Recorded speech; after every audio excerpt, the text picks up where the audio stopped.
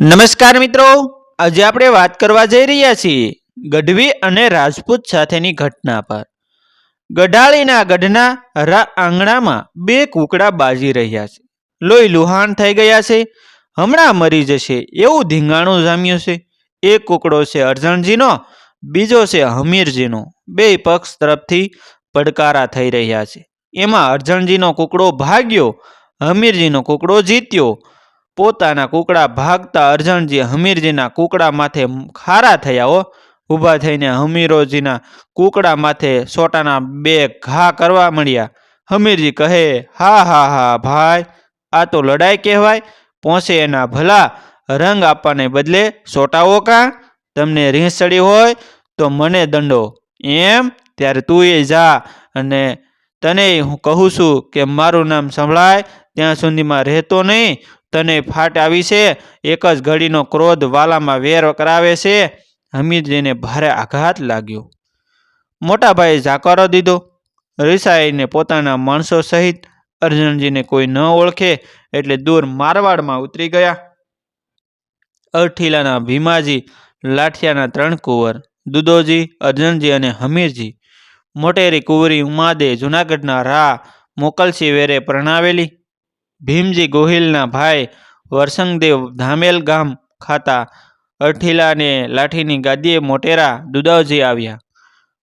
ગઢાળીના 11 ગામ લઈ અરજણજી ત્યાં રહે છે। સમઢિયાળું ગામ સૌથી નાનેરા હમીરજી ખાતા। અરજણજી અને હમીરજીને અથાહ સ્નેહ એટલે હમીરજી ગઢાળી અરજણજીને ત્યાં રહે છે। હમીરજી પાસે એક જુઓ અને એક ભૂલો એવા એક લોહિયા માર્યા મુવાના રાસડા જેવા 200 રાજપૂત જુવાનો રહેતા। તમામ જાણે હમીરજી માટે જીવતા હોય એમ 200 ખોળિયા વચ્ચે એક જ જીવ રમતો હોય। જે બધાએ નિયમ લીધેલું કે હમીરજી પરણે તેદી પરણવું, એવા હમીરજી તો રિસાઈને હાલ્યા ગયા। અહીં અરજણજીના પસ્તાવાનો કોઈ પાર નથી। બોલતા તો બોલાઈ ગયું, પણ હમીરજી વિના ઘડીકે રહેવાનું નથી। હમીર જેવા પ્રતાપમાન પાળતલ બાંધવને દેશવટો દેતા હેડું તલફિયા કરે છે। મોતી ભાંગે વિંધાતા મનડું વેણ કેવણ તોરંગા ભાંગે ટપાવતા એનો સાંધો ન લે રહેણા। રામ જેમ લક્ષ્મણના વિયોગે ઝૂરે એમ અરજણજી હમીરજીને વિયોગે ઝૂરી રહ્યા છે। અરજણજી શરીરે મજબૂત લોઢાની લાઠ જેવા બેઠી દડીના, એમાં શીતળા નીકળેલા આખા શરીરમાં અને મોઢા ઉપર કાળા બોહ ડાહ્યા। એક આંખીએ પણ શીળીમાં ગયેલ પૂરા વહારા નાનું છોકરું ભાળે બેસત ખાઈ જાય એમાં વળી અરજણજીને ખસ થઈ। હાથ પગમાં બોરના ટરા જેવડા ફોડક્યા જામ્યા। એક દી અરજણજીએ પામથી પીડાઈને ભડક્યું કઢાવ્યું, જેમાં ભીલામાં હરિયાળી ગંધક અને તેલનું તેલ વગેરે આવે, એને ભઠ્ઠીમાં પકવે, એની વાસ વહેરી આવે, એ લેપ શરીરે સોપડી ઉપર ગાયનું સાણ સોપડી અને તડકે બેસે। 3 દિવસ સુધી આ પ્રયોગ કરવો પડે। પ્રયોગના 3જા દિવસે અરજણજીએ ટૂંકી પોતળી પહેરી, ભડક્યું સોપડી ઉપર ગાયના સાણનો લેપ કરી તડકામાં દરબારગઢને ઓટે બેઠા છે। અરજણની રિયાસત થોડી પણ દાતરવટ આંટો લઈ ગઈ છે। નામસા સાંભળીને એક સારણ દુબળે ઘોડે બેસીને અરજણજીની ડેલીએ આવ્યું। ઘોડું ગંડારામાં બાંધ્યું। અરજણજીને ગઢવે જોયેલ નહીં, કોઈક ખેલેલ દરબારી નોકર તડકે બેઠો છે એમ માનીને અરજણજીને જ ગઢવે પૂછ્યું, ભણ્યો અરજણજી ગોહેલ કિસેગા? અરજણજી કહે, બેસો ગઢવી, હમણાં આવશે। સારણે બેઠકમાં પડેલ હોકો પીવા મળ્યો। હોકાની ઘૂંટ પીતા મન મૂંઝામાં આવ્યું। મન નવરું પડેલું। સામે જ બેઠેલા માનવીના રૂપ જોઈને સારણ જેવું વરણ ટીખળ કર્યા વગર રહે। ગઢવી હોકાની ઘૂંટ લેતા જાય અને અરજણજીને નોંધીને વાત કરતા જાય છે। ભાઈ, તવળો તો રૂપ અધધ ખામી બારો હો। અરજણજી શરમથી નીચે મોઢે કહે, હા ભાઈ। ગઢવો કહે, વળી શીતળા માતા તવળી ઉપર ત્રુઠી લાગીશ? હા છે એવું।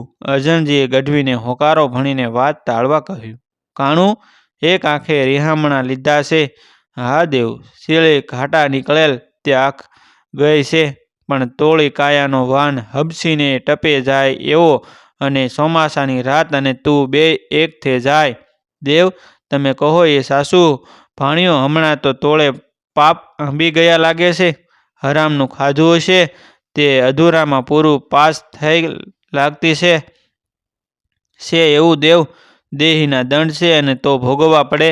એમાં તું વળી પીઠી ભર્યા વરડા જીમો લાગતો જેમ તેમ કોઈ એ બરાબર. પાછો ભાણ્યું તું એક જ લુગડા ભર બેઠો છે. એ તો જાણે હડમને હળદર સોંપડી હોય એમો તોળો દેખાવ લાગતો છો. હા ગઢવા, તમે મને ખરેખરો લડાવ્યો હો. આમ સારણ ઠેકડીએ સડી ગયો છે. અરજણજી હોકારા ભણીને સહન કરીએ જાય છે. શક્તિ છતાં સહન કરે તે શૂરવીર. એ કુકડાની વાતમાં ઉશ્કેરાઈ જઈને માજણીય ભાઈને આકારા વેણ ઉછારી નાખનાર આ રોમ રોમ રાજપૂત સારણના ઘા ઉપર મીઠું ભભરાવે એવા ટીખળ સહન કરી આવે છે. સારણ એના દેવ છે, રાજપૂત એના વિરુદ્ધ કેમ ચૂકે? પણ સારણે છેવટે દાટ વાળ્યો. આ પૂતળાનો જન્મ થયો હશે તેથી કેટલાય નિભાળા સળગ્યા હશે. કલ્પાંત થયો હશે ત્યારે અરજણજી કંઈ જ ન બોલ્યા. થયું કે ગઢવો હદબારો હાલ્યો જાય છે, પણ આંગણે આવેલા પૂંજનીય માથે હાથ કેમ ઉપાડે બાપ? અન પાછો અરજણજીની આબરૂને ઘોડીને આશાથી આવ્યો છે. ત્યાં તો ગઢમાંથી તાંબકુડીમાં ઉના સુગંધી જળ, બાજોઠ, કોરા વસ્ત્રો વગેરે લઈને સાકરો આવ્યા અને ખમા ખમા બાપ, ખમા ગઢાળીના નાથને. એવા અરજણજીને ખમકારા મંડાણાઓ. માણસો કહે, બાપુ નાવા બિરાજો. સારણે આ જોયું અને સાંભળ્યું ત્યાં તો વાઢો તોય લોહી ન નીકળે એવો થઈ ગયો. આ હા, આ તો અરજણજી ગોહિલ પંડેશ છે. ઓળખ્યા વિનાના હું ગબકા દેતો તો અને કારણ વિનાની મૂર્ખાઈ કરી બેઠો. હવે અરજણજી રૂઠે તો બાકી શું રે બાપ? આમ વિચારતા ગઢવાને થયું કે લાગ મળે તો ભાગી છૂટું. મંડ્યો માતાજીના સ્મરણ કરવા. હે વિષ પૂજાળી, તારો આશરો આમાંથી ઉગારજે. કોઈ કફેરતણા વહમાં ટાળે. વિહતોરી અરજણજીએ તો નાહી પારવી પોષક પહેરી લીધો. ત્યાં તો માણસો કહે, બાપુ જમવા પધારો. અરજણજી ઓરડે જમવા આવ્યા.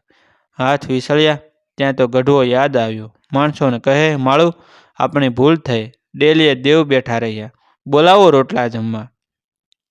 પોતે સારણની વાટ જોતા બેઠા અને ગઢવાને વશમાં વેત મળ્યો અને ઘોડા માથે બેહતકને ભાગ્યો. ખંડિયો ભૂલી ગયો. ઘોડા ઉપર સોટાના 2 વર્ષ આવે છે.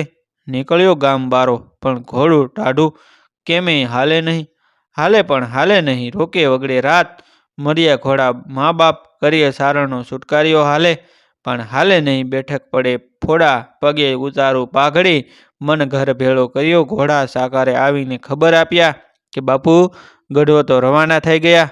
અરજણજી કહે, અરે ભાઈ, આપણે આંગણે આશ કરીને આવ્યો હશે, એનાથી મારી મશ્કરી થઈ ગઈ એટલે સારણ બેઠો પડીને ભાગ્યો લાગે છે. જાઓ અને પાછો વાળો. પણ મારી બીકે કેરીકને પાછો ન જ ફરે તો આપણી ઘોડાહારમાંથી જબા દ્યો. ઘોડો એને દઈ આવો. ખબરદાર જો ઘોડો પાછો લાવ્યા છો તો. એક રાજપૂત ઘોડે ચડીને ઉપડ્યો. આખે ડુંગરે આંબી ગયો. એ ગઢવા ઊભો રે. પાછા વળ્યો. દરબાર બોલાવે છે. હવે ગઢવાનું ઘોડું દુબળે ઘોડે ન બેસીએ. તંગ તૂટે તરત પાળાની મોઢાગળ પડીએ. તબ માએ ઘેઘૂટ ગઢવો કહે, માર્યા છે ને હવે ભાગશે નહીં એટલે સામો ફર્યો. કેળેથી કટાર કાઢીને ગાળાસી ફરી કરી ગળાને ઢળઢે માંડીને ત્રાંગાની તૈયારી કરી આવનાર રાજપૂત કહે, દેવ તમને પકડવા નથી આવ્યો. આ જબદિયો ઘોડો તમને અરજણજી બાપુ પાછા આવે છે કરે છે. સારણ કહે, ના મોળા બાપ, મને ગઢાળી લઈ જઈ ફોસલાવીને મારવો છે. હું સારણ સાસુ ગાયે રતન ગળ્યું મોતી મારું રા હિન્દુ હાલીના પેટ શીરવા પાતાઓ. રાજપૂત કહે, તો તમે જાણો અને આ ઘોડો જાણે. હું તો ઝાડે ઘોડો બાંધીને આ હાલ્યો. રાજપૂતો પાસેના ઝાડના થડે ઘોડો બાંધીને હાલી નીકળ્યો. ગઢવે કટાર મ્યાન કરી ઘોડો જોયો ત્યાં તો અસલ પાંચાળી સારણના હૃદયમાંથી બોલ નીકળી ગયા. આ હા હા, ધન્ય છે બાપ, ધન્ય છે.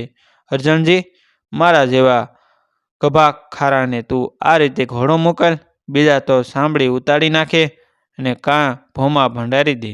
સારણે પોતાના ટારડા ઘોડાને છૂટું મેલ્યું. આવ્યો જબદિયા ઉપર બકાકા જામ કરતો. આવે ગઢાળી ગામના પાદરમાં. પાછા વળેલા પાળા રાજપૂતને આંબી ગયો. બે આવ્યા ગઢમાં. અર્જુનજી હજી સાંકળા ઉપર બેઠા વાટ જોવે છે.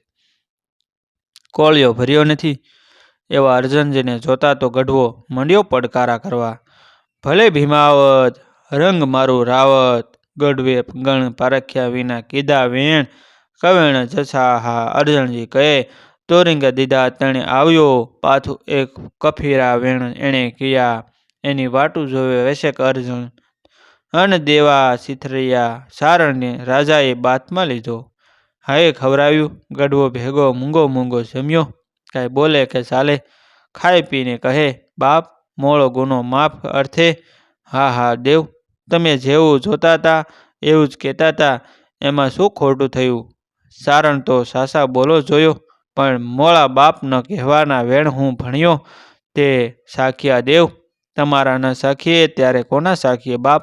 તમે તો અમારા તરવાના તો ઉંબડા છો, અમને તરવાવાળા છો.